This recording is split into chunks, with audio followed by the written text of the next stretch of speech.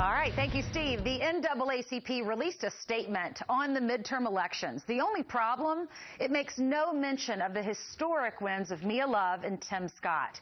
The statement reads in part, this election was not about who won, but rather the citizens who lost the right to participate. Well, now the RNC spokesperson, Rafi Williams, is slamming the organization, tweeting this out. Can we take a moment to understand how the NAACP didn't congratulate the first black person ever elected to both the House and the Senate? And he joins us now. Thanks so much for joining us, Rafi. Great to see you this morning. Well, thanks for having me on. I really appreciate it. Of course. Why do you think that the NAACP is not recognizing these victories?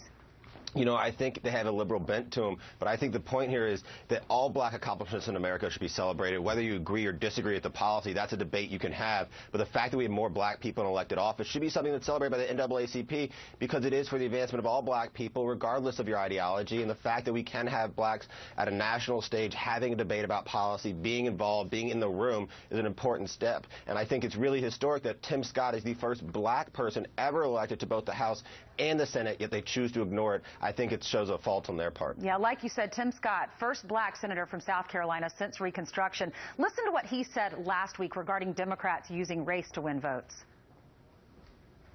When I was a high school kid, I heard so often, you're just not black enough. Too many kids today are facing a choice of dumbing down in order to fit in. So what's your reaction to that soundbite? There is no one way to be black in America. I think I say that time and time again. You have this happen to people that, you know, they say Russell Wilson, for instance, or having Charles Barkley defend him. But at the end of the day, you are who you are, and your race is just your skin color. And I think that people like Mia Love, people like Condoleezza Rice, people like Tim Scott, they know this, and they embody the American dream, and they have a sense and a purpose, and they are conservative, but it doesn't make them less black to be conservative. Right. We're seeing more and more African Americans become Republicans. Do you think the NAACP should unite everyone and stand for all of the people? And it seems that they're not being bipartisan. Is that the truth? That is the truth, and there's no question about it that what they should stand for is having more black people having a larger say in American society. That's what they're fighting for, and they did great work during the Civil Rights era to accomplish this. But today they seem to have let their guard down, and what doing is celebrating people like Tim Scott and Mia Love, but they should also be celebrating James Clyburn and, you know, other great black Democrats, because they also are taking a seat at the table. It shouldn't just be one-sided, but unfortunately too often now today you see it is one-sided, and I think it discourages black conservatives when they're not able to form a group and be supported by the national NAACP. It's a big letdown for me. Yeah, I mean, Rafi, so many people follow you on Twitter.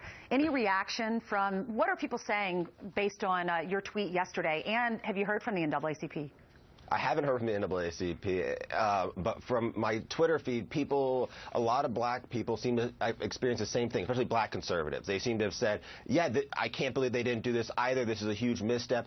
I've had problems where I haven't been supported in my community because I am conservative, and that should never be the case. We should celebrate all black accomplishments, and that's coming through my Twitter feed as well, and I've been surprised and endeared by the amount of support I've gotten. Look, I didn't even expect to be here. I got kind of upset yesterday after reading the statement, and I was shocked that it made news and people were interested like they were. All right. Thank you so much for sharing your thoughts with us this morning. Thank you. Good to see you.